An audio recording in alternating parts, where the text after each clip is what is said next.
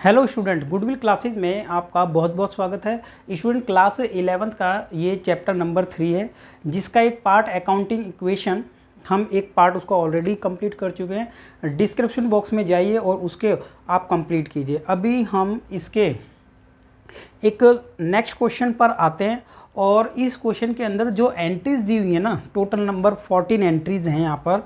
अगर आप ये कंप्लीट कर लेते हैं तो ये समझिए कि आपका ये पूरा चैप्टर कंप्लीट हो जाता है। एग्ज़ाम में जो भी क्वेश्चन आता है तो वो 5 या 6 एंट्रीज आपसे पूछते हैं, तो वो इसी में से ही आपको पूछ लिया जाएगा, ठीक है। और इस वीडियो के बाद भी हम कुछ क्वेश्चन ऐसे लेके आएंगे, आप उनको कवर करें, आपकी अच्छे से प्रैक्टिस भी हो जाएगी। अब जो सबसे पहला ये क्वेश्चन हमारा है, इसमें सबसे पहले लिखा था अकाउंटिंग इक्वेशन का कि बिजनेस स्टार्ट किया गया है और 3 लाख रुपए से। तो अकाउंटिंग इक्वेशन 3 लाख रुपए से जो बिजनेस स्टार्ट किया गया है, तो किस तरीके से हम उसको अकाउंटिंग इक्वेशन में करते हैं। तो देखिए ये फॉर्मेट था उसका, serial number, transaction, assets, liability and capital, सबसे ऊपर लिखा है रेड कलर पे। तो ये हमारा इक्वेशन है। अब एसेट्स जितनी भी तरीके की होती है, जैसे कैश है, स्टॉक है, बैंक है, या फिर मशीनरी है, डेटर्स हैं, ये यहाँ पर लिखते चले जाएंगे। और यहाँ पर क्रेडिटर है या फिर आउटस्टैंडिंग बिल कोई भी है वो, और यहाँ पर सिंगल एक कैपिटल लिख देंगे, ठीक है, क्योंकि ये इक्वेशन है। और जिस तरीके से आपको बताया जाएगा, अगर आपने उसको टाइम एक साथ आप करें भी साथ साथ, तो आपको ये पूरा कंप्लीट हो जाएगा, ठीक है। तो ₹3 लाख से जब ये बिज़नेस स्टार्ट किया गया होगा तो हमने यहाँ पर लिखा होगा 3 लाख, क्योंकि बिज़नेस के अंदर कैश आया 3 लाख। और ये जो कैश होता है ये कहाँ से आया है? ये है बिजनेस में कैपिटल, जो कि ओनर ने इन्वेस्ट किया है। तो ये आ गया 3 लाख, और अमाउंट किसने इन्वेस्ट किया था?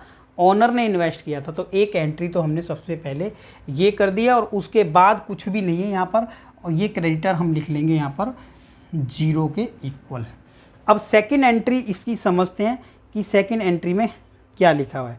लिखा है कि bought goods from Ram. Ram से हमने माल खरीदा है 30,000 रुपये का। उधार खरीदा होगा, क्योंकि लिखा नहीं है कैश में खरीदा है, और सिर्फ नाम लिख के छोड़ दिया है। अगर आपके क्वेश्चन में नाम लिखा हो ना कि भाई माल खरीदा है, और ये ना बताया हो कि नगद है कि उधार है, तो ये उधार ही मानना है आपको, ठीक है, जब तक ना लिखा हो। तो सेकंड नंबर पर आपको वही लाइन लिख देनी है कि बॉट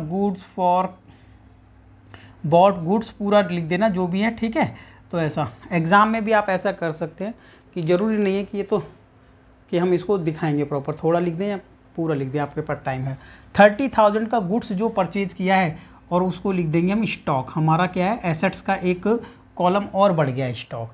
और इसमें हमने क्या किया, 30,000 का गुड्स परचेज किया सेकेंड टाइम पर, तो हमने लिख दिया यहाँ पर कि 30,000 का गुड्स हमारे पास आया है। लेकिन ध्यान रखें कि ये गुड्स की पेमेंट अभी नहीं की गई है, तो इसका मतलब ये कौन होंगे, ये होंगे हमारे क्रेडिटर, जो कि पहले 0 थे। तो ऐसे ही हमने लास्ट वीडियो आपने ज़रूर देखी हो, ठीक है। नहीं देखी है तो उसको देखें, क्योंकि उसके हिसाब से ही आपको आगे कंटिन्यू किया गया है, ठीक है। ऐसा माना जा रहा है कि आप लोगों ने वो देखा होगा। तो क्या लिखेंगे यहाँ पर, न्यू इक्वेशन। अब जब न्यू इक्वेशन सबको ऐड कर लेते हो, आ जाएगा 3 लाख, और ये आ जाएगा 30,000, उसके बाद आ जाएगा फिर से 30,000, और ये आ जाएगा 3 लाख। दोनों साइडें इक्वल होनी चाहिए, ठीक है। तो ये आ गया 1,30,000, और इधर भी आ जाएगा 3,30,000, और इधर भी आ जाएगा 3,30,000। नेक्स्ट जो इक्वेशन है, यानी इक्वेशन नंबर, इसका जो ट्रांजेक्शन है 3, तो थर्ड ट्रांजेक्शन पे जब हम आते हैं तो उसको देख लेते हैं क्या लिखा है कि सोल्ड गुड्स कॉस्टिंग 10,000। हमने 10,000 रुपये का माल क्या किया, बेच दिया है। लेकिन जब 10,000 रुपये का माल बेचा है, तो साथ में एक चीज़ और बताइए कि वो 10,000 का तो था, लेकिन बेचा हमने कितने हज़ार में, वो 13,000 रुपये में बेच दिया। लिखा है कि 10,000 रुपये का माल कितने में बेच दिया है, 13,000 रुपये में। और क्वेश्चन में ये भी बताया कि ये हमने कैश में बेचा है। तो एक काम करते हैं, तो इसको कैश में एंट्री कर देते हैं, राइट। 10,000 का माल है, तो 10,000 का माल है तो स्टॉक घटा दो 10,000 रुपये, ये घटा दिया हमने ₹10,000। और जब ये सेल किया तो ये 13,000 में बिका। कितने में बिक गया है, 13,000 रुपये।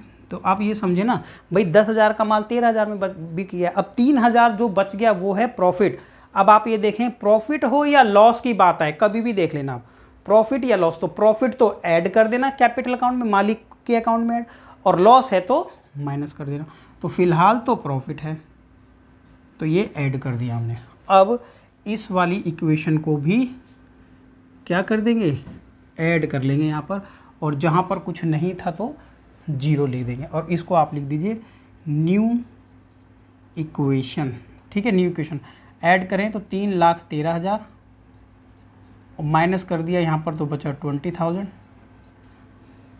और ये आ गया 30,000 और फिर ये नेक्स्ट वाला आ गया 3,30,000। आ जाते हैं पॉइंट नंबर 4 पर। पॉइंट नंबर 4, अब जो पॉइंट नंबर इसका 4 है उसमें क्या लिखा है, पॉइंट नंबर 4 में लिखा है कि पेड टू क्रेडिटर्स, जो हमने माल उधार खरीदा था, आपको याद होगा 30,000 रुपये का माल ऊपर खरीदा था हमने, अब हमने वहाँ पर पेमेंट कर दी है क्रेडिटर्स को, तो कंफर्म है भाई क्रेडिटर को पेमेंट की है तो कैश तो गया ही होगा, तो क्रेडिटर्स को हमने पेमेंट कर दी है वो भी 20,000 की, तो कैश तो गया होगा, ये कंफर्म है। और जब कैश गया होगा तो क्रेडिटर को पेमेंट कर दिया तो क्रेडिटर 20,000 रुपये से घट जाएंगे, बाकी किसी को कोई इफ़ेक्ट नहीं पड़ने वाला है। ठीक है, बाकी सब जगह 0 कर दिया, और लास्ट में इसको क्या कर देंगे स्टूडेंट, ऐड करते चले जाएंगे और लिख देंगे न्यू इक्वेशन। ऐड कर लो तो 3,30,000 और यहाँ पर कितना बचेगा 10,000 और यहाँ पर कितना बचेगा, न्यू इक्वेशन क्या बना देंगे, न्यू इक्वेशन बचेगा कितना 2,93,000 माइनस करने के बाद और 20,000, तो बोथ साइड आर इक्वल, ये हमारी राइट साइड है और ये हमारी लेफ्ट साइड है। अब आ जाएंगे पॉइंट नंबर, ठीक है, 5th पर। तो 5th नंबर पॉइंट हमारा क्या है वो देख लेते हैं, ठीक है, और उसको लिखते भी चलना है। 5th में लिखा है रेंट पेड ₹5,000, 5,000 रुपये का रेंट पे कर दिया, तो लिख दीजिए यहाँ पर रेंट पेड ₹5,000, तो ये चीज़ें लिखते रहना आप यहाँ पर, ठीक है। रेंट पेड फॉर ₹5,000, ट्रांजेक्शन में 5,000 का रेंट पे किया है, कंफर्म है कैश गया है, तो आपको क्या है, कई बार क्या होता है एक साइड तो आपको पता लग ही जाता है कि कहाँ माइनस करना, तो दूसरा कई बार प्रॉब्लम होता है आपका। अब ये तो मैंने आपको पहले ही बता दिया है, एक्सपेंस होगा तो कैपिटल में माइनस करेंगे, इनकम होगी प्लस। तो 5,000 का जो रेंट पे किया है ना, या इलेक्ट्रिसिटी के पे किया होता या कुछ और पे किया होता तो वो यहीं पर लिखना था, ठीक है, यहीं पर लिखना था। तो 5,000 रुपये हमने यहाँ पर माइनस कर दिया है। अब एक चीज़ ध्यान रखेंगे क्या, कि ये जो हमने माइनस किया है यहाँ पर, अब इसको न्यू इक्वेशन लिख देंगे, ठीक है। स्पेस में थोड़ा प्रॉब्लम रहेगी तो मैंने लाइन यहाँ खींच दी है, क्यों, क्योंकि बीच में लिखेंगे तो दिखाई नहीं देगा आप लोगों को, तो यहाँ पर लिख देंगे न्यू इक्वेशन, ठीक है। यहाँ पर थोड़ा सा दिखने में प्रॉब्लम है इस वाले स्पेस में, ठीक है, कोई नहीं, यहाँ से लिख के, ठीक है ना, यहाँ पर दिखने में थोड़ा सा प्रॉब्लम है। यहाँ पर तो 0 लिख दिया था हमने और ये भी 0 लिख दिया था, ठीक है। अब न्यू इक्वेशन जब हमने लिखा ना, यहाँ लिख दिया, चलो न्यू इक्वेशन, तो ऐड किया तो कितना, माइनस कर देंगे तो आएगा 29, माइनस कर देंगे तो कितना आएगा 88, माइनस किया क्योंकि, और ये आ गया था 20,000, ठीक है। और 0 घटा भी देते हैं तो इतना ही बचेगा, ठीक है स्टूडेंट। और यहाँ पर कितना बचेगा, ये माइनस कर देंगे तो 225 बचेगा। ये यहाँ पर मिस्टेक हुई थी, 3,03,000 है, ये कितना है स्टूडेंट, 3,03,000। अब जैसे ही 5 घटाएंगे तो 2,98,000 यहाँ पर बच जाएगा। तो ये इक्वेशन आ गई अभी हमारी न्यू इक्वेशन। तो हमने अभी क्या लिखा था, रेंट पेड। अब आ जाते हैं पॉइंट नंबर अपना 6th पर, कि 6th पॉइंट में क्या कहा गया है। देखिए पॉइंट नंबर 6 में लिखा है कमीशन रिसीव, इनकम है, इनकम है कमीशन रिसीव, अगर कमीशन रिसीव हुआ है तो कैश तो आया होगा। तो एक तो कमीशन रिसीव हुआ 8,000 रुपये का, ठीक है, कितना कमीशन रिसीव है 8,000 रुपये का, आपने देखा अभी कि 8,000 कमीशन रिसीव्ड है, तो 8,000 रुपये लिख देंगे। तो लिख देते हैं कमीशन, ठीक है, कमीशन रिसीव्ड, ठीक है, ₹8,000। जब 8,000 रिसीव हुआ तो कन्फर्म है कि कैश बढ़ा होगा, राइट, 8,000। और यहाँ पर क्या हुआ होगा, स्टॉक से कोई मतलब नहीं है, जीरो, यहाँ पर कोई मतलब नहीं, जीरो। और इनकम हुई है तो 8,000 रुपये तो ऐड कर दिया हमने यहाँ पर, राइट स्टूडेंट। तो ये ऐसे करना था, ठीक है। कमेंट सेक्शन में बताते जल्दी जाइए कि सही है या नहीं है, ठीक है। यहाँ पर अब जैसे ही हमने इसको यहाँ पर लिखा कि ये तो आ जाता है हमारा 2,96,000 ऐड करने पर, ये आ जाता है 20,000 और यहाँ पर आ जाएगा 10,000, सेम टू सेम। और यहाँ पर प्लस होने के बाद आ जाएगा 3,06,000। ओके, नेक्स्ट पॉइंट पर आ जाएंगे, यानी पॉइंट नंबर 7 पर, ठीक है। देखिए पॉइंट नंबर 7 में क्या लिखा है, अक्रूड इंटरेस्ट 10,000। देखिए अक्रूड इंटरेस्ट है कि इनकम है, ये हमने कमा तो लिया है, कमा लिया यानी प्रॉफिट तो हो गया है हम लोगों को, लेकिन अभी मिलना बाकी है। तो कैश की फॉर्म में नहीं आया, लेकिन एज ए अकाउंटेंट हम लोगों को ना पूरा रिकॉर्ड रखना पड़ता है। तो हम ये भी लिख लेते हैं कि अभी मिलना बाकी है, तो उसके लिए कैश में तो आया नहीं है, तो कहीं ना कहीं लिख लेंगे उसको। तो कहाँ लिख लेंगे ये समझ लेते हैं। तो 10,000 रुपये का जो अक्रूड इंटरेस्ट है, 10,000 रुपये का क्या है, अक्रूड। तो इंटरेस्ट है, इनकम है, तो इनकम है तो यहाँ तो आएगा ही आएगा। तो यहाँ लिख लेते हैं अक्रूड इंटरेस्ट, ठीक है, ₹10,000। तो वहाँ लिखा और साथ में लिख दिया 10,000 रुपीज़ की एसेट्स, यहाँ लिख लेते हैं अक्रूड, ठीक है, अक्रूड इंटरेस्ट। आप भी ऐसी कॉलम बनाएं और लिखने के कंट्रोल, जो कि पहले क्या था, जीरो था, जीरो लिख लो या डैश लगा दो, जीरो लिख दिया, ठीक है। ये देखो अब ये स्टार्टिंग से हमने क्या करते आगे, जीरो करते हैं। तो ये एक बहुत ही बड़ा क्वेश्चन है और पूरी नॉलेज वाला क्वेश्चन है। पहले जीरो था ये और अभी हमने इसको 10,000 कर दिया है, और ये 10,000 मिला नहीं है, अभी मिलेगा। तो इनकम तो है तो प्लस कर दिया और यहाँ पर आ गया जीरो। अब इसको ऐड कर देंगे तो न्यू इक्वेशन आ जाएगी, कितना आ जाएगा, 2,96,000 प्लस में 20,000 प्लस में 10,000। ये ऐसा एक क्वेश्चन है, इजी भी है कि आप सारे क्वेश्चन कर दोगे इसी से। 10,000 आ गया और आ गया 3,16,000, और दोनों साइड क्या होनी चाहिए, इक्वल होनी चाहिए। ये 7 नंबर पॉइंट था। अब आ जाएंगे पॉइंट नंबर 8 पर, ठीक है। पॉइंट नंबर 8 में क्या लिखा है वो देख लेते हैं। 8 में लिखा है रेंट रिसीव इन एडवांस 5,000।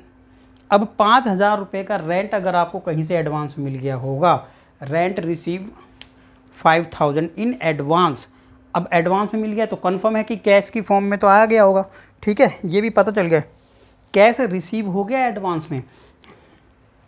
तो रिसीव हो गया तो लिख देते हैं यहाँ पर कि रेंट इन एडवांस, ठीक है। भाई आपको कहीं से रेंट आना था और आ भी गया 5,000, तो लिख लो 5,000 आ गया कैश।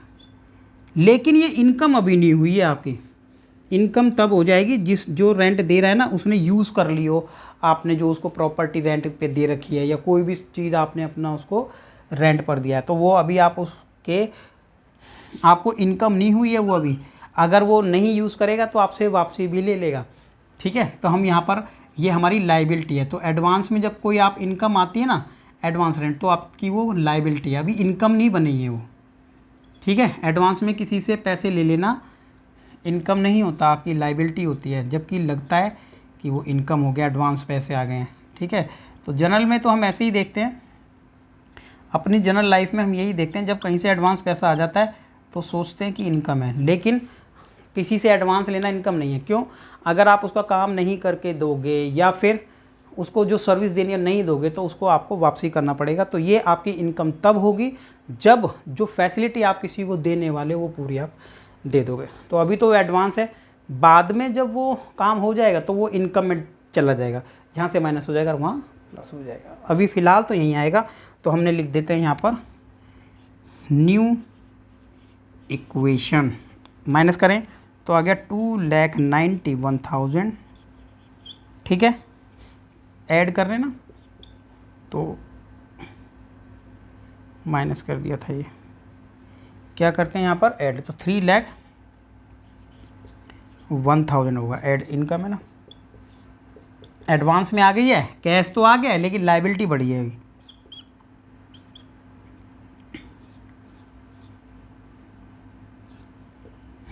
ठीक है स्टूडेंट, और जिस दिन ये काम पूरा हो जाएगा तो लाइबिलिटी घटा के इनकम जोड़ दी, जिस दिन हो जाएगा।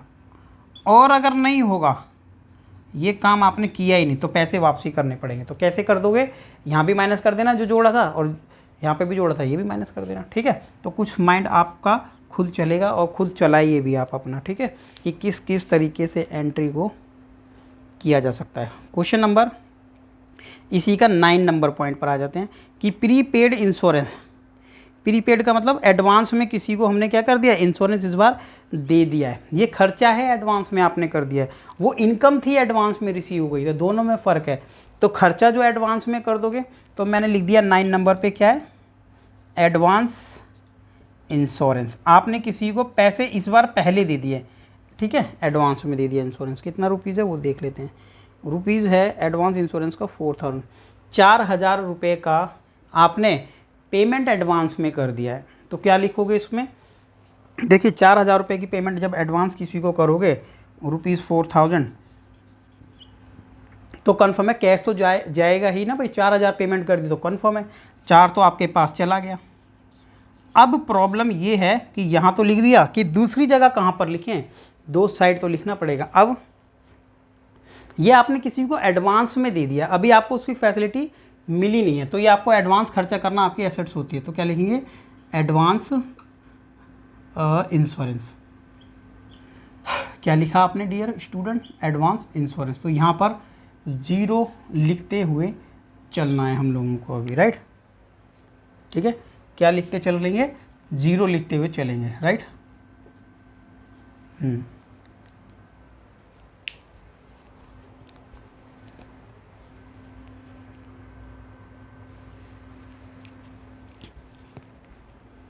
तो कितना, इसको हमने सब जगह 0 लिख लेना है, ठीक है, सभी जगह 0 लिखते हुए आ जाना।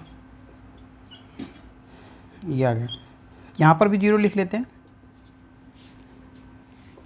0 0। हाँ, ये 4,000 हो गया अभी, क्यों, क्योंकि एसेट्स है हमारी 4,000, राइट, एसेट्स हुआ ये। अब हमने क्या किया, इसको ऐड कर लिया, ऐड करेंगे आ जाएगा 3 माइनस हो गया यहाँ पर, तो 2,97,000, 20,000 प्लस में कोई भी प्रॉब्लम आती है आप कमेंट करके बता सकते हैं,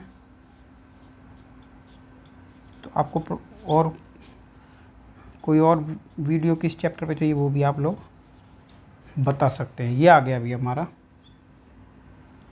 कि यहाँ तक हम पहुँच गए अभी, ठीक है। तो दोनों साइड को ऐड करेंगे, बराबर आना चाहिए।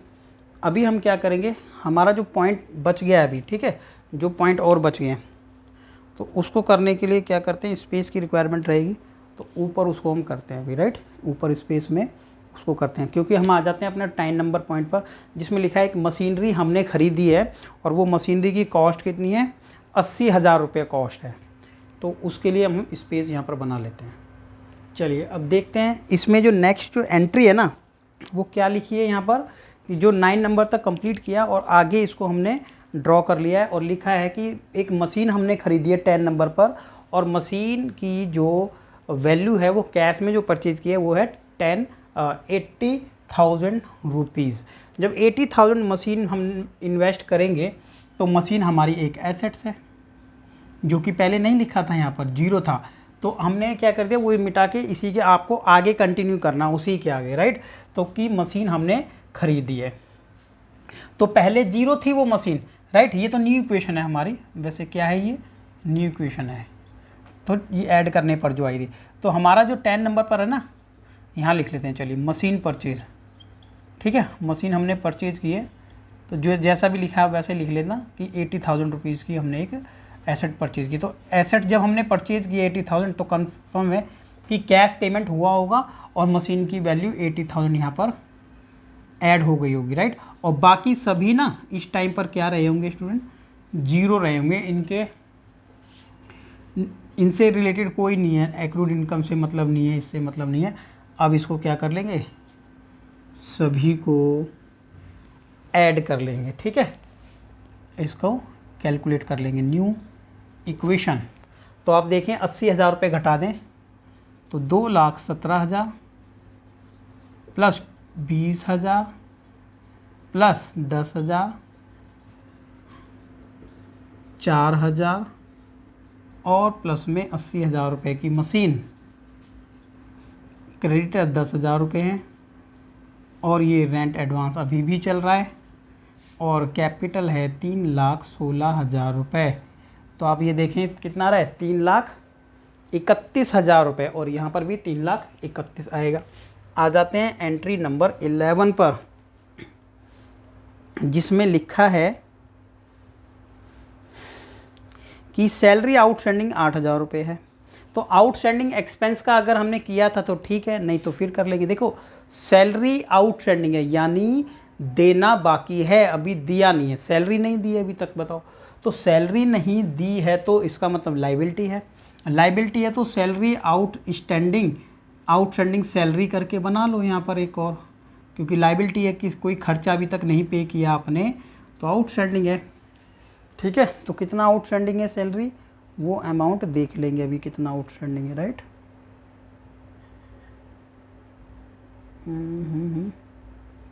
बस कितना आउटस्टैंडिंग है सैलरी, 11 नंबर पर 8,000 रुपीज़।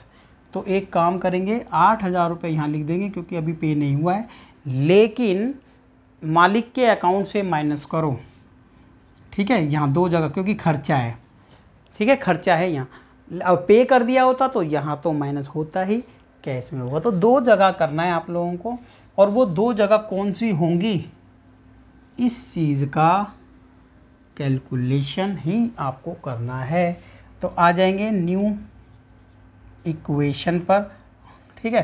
तो ऐड कर लो, 2,17,000 रहेगा, और ये आएगा 20,000 रुपये, और ये आएगा 10,000 रुपये, प्लस में 4,000 रुपये, प्लस में 80,000 रुपये, ठीक है। और ये आ जाएगा 10,000 रुपये, जहाँ पर कुछ नहीं है वहाँ 0 लिख दीजिए, प्लस में 8,000 रुपये, और प्लस में होगा 3,24,000 रुपये, ऐसा।